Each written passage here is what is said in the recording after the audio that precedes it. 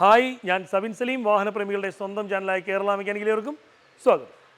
നമ്മുടെ ടൊയോട്ട ക്രിസ്റ്റയ്ക്ക് എതിരാളിയായി വന്ന ഒരു സാധനമാണ് ഹെക്സ എന്ന് പറഞ്ഞാൽ.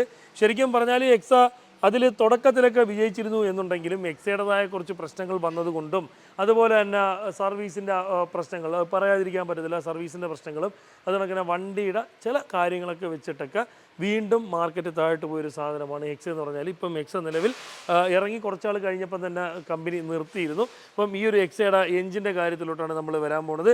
ഈ ഒരു എഞ്ചിൻ വന്നിട്ട് ഒരു 400 ന്യൂട്ടൺ മീറ്റർ 400 Nm ടോർക്ക് വരുന്ന ഒരു എഞ്ചിനാണ്.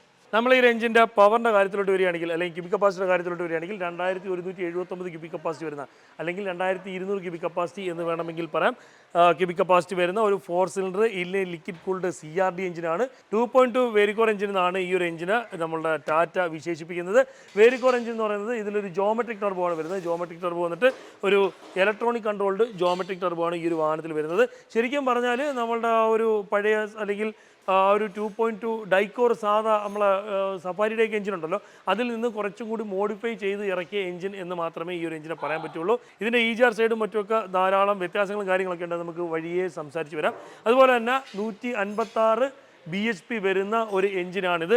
ശരിക്കും പറഞ്ഞാൽ നല്ല രീതിയിൽ സൂപ്പറായിട്ട് പെർഫോമൻസ് കാണിക്കുന്ന ഒരു എഞ്ചിനാണ് ഈ കാണുന്ന 2.2 വേരിക്കോർ എഞ്ചിൻ. 2.2 വേരിക്കോർ എഞ്ചിൻ എന്ന് പറഞ്ഞിരുന്നു. വേരിക്കോർ എന്ന് പറയുമ്പോഴത്തേക്ക് ഇതിൽ വരുന്ന ടർബോ വന്നിട്ട് ഒരു ജോമെട്രിക് ടർബോ ആണ്. ഈ ഒരു ഭാഗത്തായിട്ടാണ് ഈ ഒരു വാഹനത്തിൻ്റെ ടർബോ വരുന്നത്. ഇതൊരു ഇലക്ട്രിക്കൽ കൺട്രോൾഡ് ടർബോ ആണ്. ഇത് വേരിയബിൾ ജോമെട്രിക് ടർബോ ആണ്. ശരിക്കും പറഞ്ഞാൽ ടർബോക്ക് നല്ല രീതിയിൽ പെർഫോമൻസ് ഉള്ള ഒരു സംഭവമാണ് ഈ ഒരു വാഹനത്തിൽ. അപ്പോൾ അതുപോലെ തന്നെ ഇതിൻ്റെ EGR വരുന്നത് വെച്ചാൽ ഇതാ ഈ ഒരു സൈഡിലായിട്ടാണ്. നിങ്ങളിങ്ങോട്ടൊക്കെ ഈ ഒരു ഭാഗത്തായിട്ടാണ് ഇതിൻ്റെ EGR കാര്യങ്ങൾ വരുന്നത്. ഇപ്പോൾ ക്ലീൻ ചെയ്ത് കയറ്റിയതാണ് കേട്ടോ. അതുകൊണ്ട് നമ്മൾ ഓസൊക്കെ വെച്ചിട്ട് ഇതിൻ്റെ ഹോളും കാര്യങ്ങളൊക്കെ അടച്ചു വെച്ചിരുന്നതാണ്.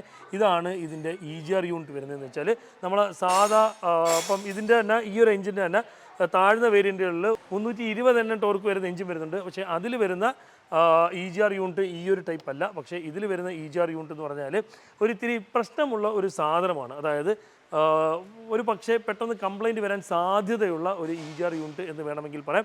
കൃത്യമായിട്ട് എല്ലാം 30,000-ലും ഇളക്കി ക്ലീൻ ചെയ്തില്ല എന്നുണ്ടെങ്കിൽ ഉറപ്പായിട്ടും നമുക്ക് പണി തരാൻ സാധ്യത കൂടുതലുള്ള, പണി തരും എന്ന് ഉറപ്പിച്ച് പറയുന്നതല്ല, സാധ്യത കൂടുതലുള്ള ഒരു എൻജിൻ എന്ന് അല്ലെങ്കിൽ EGR യൂണിറ്റ് എന്ന് പറയാം. കാരണം എന്ന് വെച്ചാൽ ഇങ്ങോട്ട് അടുത്തോട്ട് തന്നെ ഈ ഒരു ഭാഗത്തായിട്ടാണ് ഇതിൻ്റെ കൺട്രോൾ യൂണിറ്റ് വരുന്നത്. അതായത് എക്സോസ്റ്റ് ഗ്യാസിനെ എത്രത്തോളം ഉള്ളിലോട്ട് കടത്തി വിടണം എന്ന് തീരുമാനിച്ച് ആ ഒരു വാൽവിനെയും കാര്യങ്ങളൊക്കെ ഓപ്പറേറ്റ് ചെയ്യുന്നത് ഈ ഒരു ഭാഗത്തായിട്ടാണ്. അപ്പം ഇതിൻ്റെ ഒരു വിഷയം എന്ന് വെച്ചാൽ ഈ ഒരു ഭാഗത്ത് വരുന്ന ഈ ഒരു യൂണിറ്റിൻ്റെ വിഷയം എന്ന് വെച്ചാൽ ഈ ഒരു വാൽവിനെ ഓപ്പറേറ്റ് ചെയ്യുന്ന ഭാഗത്തായിട്ട് ഒരു സ്റ്റിക്ക് കണക്ക്, ഒരു ചെറിയ കണക്കുറഞ്ഞ സ്റ്റിക്ക് കണക്കൊരു ഭാഗമുണ്ട്. അത് ഡാമേജ് ആവുകയോ ഒടിയുകയോ ഒക്കെ ചെയ്തിട്ട് ഈ ഒരു വാൽവ് ഫുൾ ടൈം ഓപ്പൺ ആയിട്ടിരുന്നിട്ട് ഈ ഒരു ടർബോ പ്രോപ്പറായിട്ട് വർക്കാവാത്തൊരു കണ്ടീഷൻ വരുന്നൊരു സംഭവം കണ്ടുവരാറുണ്ട്.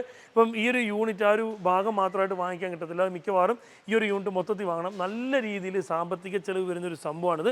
അതുകൊണ്ട് തന്നെ ഈ ടൈപ്പ് 400 Nm ടോർക്ക് വരുന്ന ഈ ഒരു ടൈപ്പ് വേരിക്കോർ എഞ്ചിൻ നിങ്ങളെ ഉപയോഗിക്കുന്നുണ്ടെങ്കിൽ, നിങ്ങളുടെ കയ്യിലുണ്ട് എന്നുണ്ടെങ്കിൽ, സഫാരി സ്ട്രോമിലൊക്കെ വരുന്നുണ്ട്.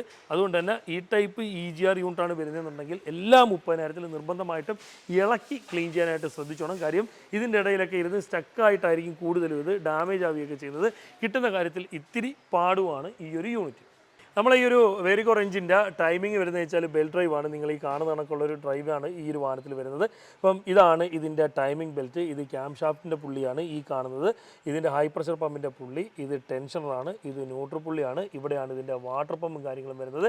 ഈ ഒരു വാട്ടർ പമ്പിൻ്റെ പ്രശ്നം എന്ന് പറഞ്ഞാൽ നിർബന്ധമായിട്ടും ടൈമിംഗ് ബെൽറ്റൊക്കെ 80,000 കിലോമീറ്ററിൽ മാറണം. ആ മാറുന്നതിൻ്റെ കൂട്ടത്തിൽ 1 ലക്ഷമൊക്കെ പറയാറുണ്ട്. 80,000 മാറിക്കോ, 20,000 കിലോമീറ്റർ മുമ്പ് മാറിയെന്ന് പറഞ്ഞ് ഒന്നും സംഭവിക്കാൻ പോകുന്നില്ല.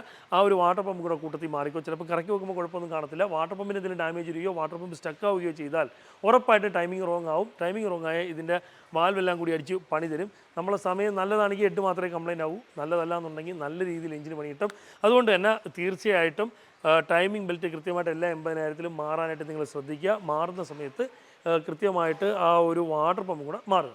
ഏകദേശം ഒരു 7 ലിറ്ററോളം എഞ്ചിൻ ഓയിൽ കപ്പാസിറ്റി വരുന്ന ഈ ഒരു എഞ്ചിൻ്റെ CRD സിസ്റ്റം വന്നേക്കുന്നത് TVS ഡെൽഫിയാണ്. ഡെൽഫി ആയതുകൊണ്ട് തന്നെ ഇതിൻ്റെ ഇഞ്ചക്ടറിൻ്റെ സൈഡിലൊക്കെ എന്തെങ്കിലും കാര്യങ്ങൾ ചെയ്യുകയാണെങ്കിൽ അത് ശരിക്കും പറഞ്ഞാൽ നല്ല രീതിയിൽ കെയർഫുള്ളായിട്ട് ചെയ്യുക. എക്സ്പീരിയൻസ് ഇല്ലാത്തവർ അത് കൈകാര്യം ചെയ്യുകയാണെങ്കിൽ അത് കൂടുതൽ പ്രശ്നങ്ങളിലേക്ക് പോകും. അതായത് നമ്മളിപ്പം എന്തെങ്കിലും ഒരു കാരണവശാൽ ഇതിൻ്റെ പൈപ്പുകളോ കാര്യങ്ങളോ ഇളക്കി, അല്ലെങ്കിൽ എന്തെങ്കിലും ഒരു കാരണവശാൽ നമുക്കിത് എയർ എടുക്കേണ്ട ഒരു സാഹചര്യം പോട്ടെ. ഇനിയിപ്പം നമ്മൾ ഫ്യൂവൽ ഫിൽറ്റർ മാറുന്ന സാഹചര്യത്തിൽ നമുക്കിതിൽ എയർ എടുക്കേണ്ട ഒരു സാഹചര്യം വരികയാണെങ്കിൽ നമ്മൾ ലൈൻ കട്ട് ചെയ്ത്, അതായത് ലൈൻ കട്ട് എന്ന് പറയുമ്പോഴത്തേക്ക് ഇഞ്ചക്ടറിലോട്ട് വരുന്ന ഡീസൽ ലൈൻ ലൂസ് ചെയ്ത് എയർ എടുക്കുന്ന സാഹചര്യത്തിൽ കൃത്യമായിട്ട് ഇതിൻ്റെ ഓരോ ഇഞ്ചക്ടറിലോട്ടും വരുന്ന സോക്കറ്റുകളും മറ്റുമൊക്കെ ലൈനും കാര്യങ്ങളൊക്കെ ഊരി വിട്ടിട്ടും വേണം സെൽഫ് അടിച്ച് എയർ എടുക്കാനായിട്ട്. അല്ലെങ്കിൽ ഇഞ്ചക്ടർ ലോക്കാവാനുള്ള സാധ്യത വളരെയധികം കൂടുതലായിരിക്കും.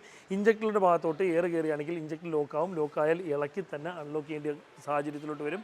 ഇത് നല്ല രീതിയിൽ സാധാരണ ഡെൽഫി ഇഞ്ചക്ടറിന് വരുന്നതൊക്കെ ഒരു പ്രശ്നമാണ്. നല്ല രീതിയിൽ ജാമായിട്ടിരിക്കുകയാണെങ്കിൽ ഒടിഞ്ഞോ മറ്റൊക്കെ ആയിരിക്കും വരുന്നത്. ഒടിയോ മറ്റൊക്കെ ചെയ്താൽ ഇതിൻ്റെ ഹെഡ് തന്നെ ഇളക്കി നമുക്ക് വല്ലതും ചെയ്യേണ്ടി വരും. അതുകൊണ്ട് തന്നെ കൃത്യമായിട്ട് ഡീസൽ മെയിൻറ്റെയിൻ ചെയ്ത് ഓട്ടിക്കാൻ ശ്രമിക്കുക.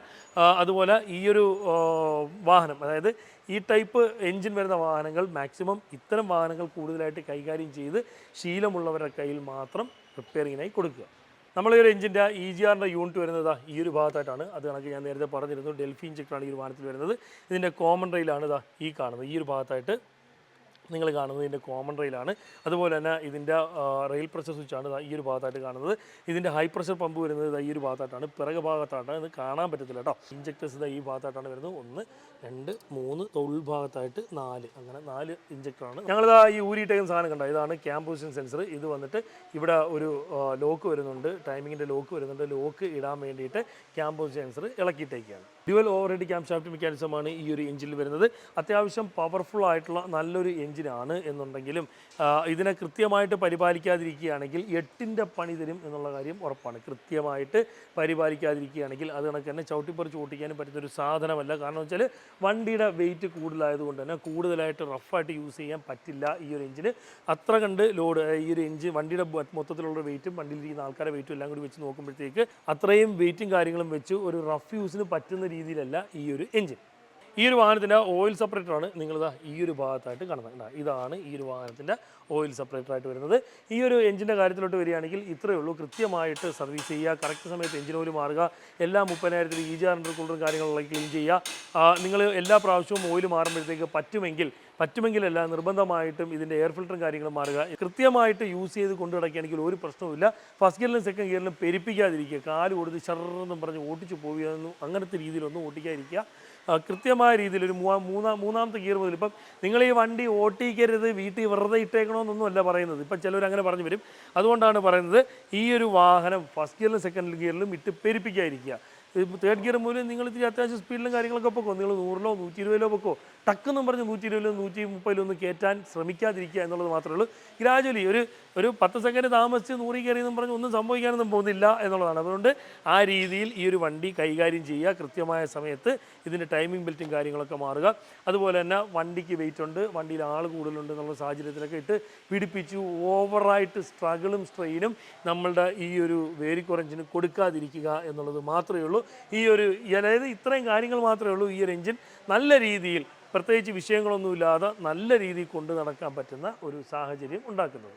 ഓവർ ഹീറ്റ് സംബന്ധമായിട്ടുള്ള കാര്യങ്ങൾ ഇതിൽ റേഡിയേറ്റർ ഫാൻ വരുന്നത് ഇലക്ട്രിക്കൽ ഫാനാണ്. ഇപ്പം ഈ ഒരു ഇലക്ട്രിക്കൽ അല്ലെങ്കിൽ ഇലക്ട്രോണിക്കൽ ഫാൻ വരുന്നത് വെച്ചാൽ അത് സ്റ്റക്കാവുന്ന സംഭവമൊക്കെ ഭയങ്കരമായിട്ട് ഒരുപാട് കണ്ടുവരുന്നില്ല. നമുക്ക് കുറച്ച് വണ്ടികൾ വന്നിട്ടുണ്ട്. അപ്പം ഈ ഒരു സെയിം എഞ്ചിൻ വരുന്ന ഈ ഒരു സെയിം സിസ്റ്റം വരുന്ന വാഹനങ്ങളുടെ കാര്യമാണ് പറയുന്നത്. എക്സ തന്നെയാണ് എന്നുള്ളതല്ല പറയുന്നത്. അതുകൊണ്ട് ഫാനും കാര്യങ്ങളൊക്കെ പ്രോപ്പറായിട്ട് വർക്ക് ആകുന്നുണ്ടോ എന്നുള്ളത് വല്ലപ്പോഴേക്കും ഒന്ന് ചെക്ക് ചെയ്യണം. AC കിട്ടുന്ന സമയത്ത് 2 ഫാനും കറക്റ്റ് വർക്ക് ആകുന്നുണ്ടോ എന്നൊക്കെ ഇടയ്ക്കൊക്കെ ഒന്ന് ചെക്ക് ചെയ്യണം. അത് കണക്കിന് വണ്ടി ഹീറ്റ് അധികം തോന്നുന്ന സാഹചര്യമാണെന്നുണ്ടെങ്കിൽ അടുത്തുള്ള സർവീസ് സ്റ്റേഷനിലോ നിങ്ങൾ അടുത്തുള്ള വർക്ക്ഷോപ്പിലോ കൊണ്ടു കൊടുത്തിട്ട് ഇതിൻ്റെ റേഡിയേറ്റർ ഫാനൊക്കെ പ്രോപ്പറായിട്ട് വർക്ക് ആകുന്നുണ്ടോ, ഇതിലെന്തെങ്കിലും അഴുക്കും കാര്യങ്ങളൊക്കെ റേഡിയേറ്ററിൽ കയറിയിട്ട് ബ്ലോക്കോ എല്ലാം ഉണ്ടാകാനുള്ള സാഹചര്യം ഉണ്ടോ, അല്ലെങ്കിൽ കൃത്യമായിട്ട് കൂളൻറ്റും കാര്യങ്ങളൊക്കെ ഉണ്ടോ എന്നുള്ളത് ചെക്ക് ചെയ്യുക. എല്ലാ ദിവസവും ഓയിലും കൂളൻ്റൊക്കെ നിർബന്ധമായിട്ടും ഈ ഒരു വാഹനത്തിൽ ചെക്ക് ചെയ്യണം. അത്യാവശ്യം നോക്കിയും കണ്ടും കൊണ്ടുവരുന്നില്ല എന്നുണ്ടെങ്കിൽ പോക്കറ്റ് കാലിയാക്കുന്ന ഒരു എഞ്ചിനാണ് ഈ കാണുന്നത്. പ്രത്യേകിച്ച് ഇതിൻ്റെ സ്പെയർ പാർട്സിനൊക്കെ അത്യാവശ്യം നല്ല വിലയുണ്ട്. നിങ്ങളിപ്പം ടാറ്റയുടെ വണ്ടിയാണ്, അതുകൊണ്ട് സ്പെയറിനൊന്നും വില കാണത്തില്ല എന്നൊന്നും ഒരിക്കലും വിചാരിച്ച് കളയരുത്. അങ്ങനെയല്ല, സാധനങ്ങൾക്ക് വിലയുണ്ട് എന്നുള്ളതാണ്. അപ്പോൾ ഇന്നത്തെ ഒരു വീഡിയോ നിങ്ങളെല്ലാം പ്രയോജനപ്പെടുമെന്ന് വിശ്വസിക്കുന്നു. നിങ്ങൾക്ക് പ്രയോജനപ്പെടുന്ന മറ്റൊരു വീഡിയോ ആയിട്ട് വരുന്നവരെ ബൈ.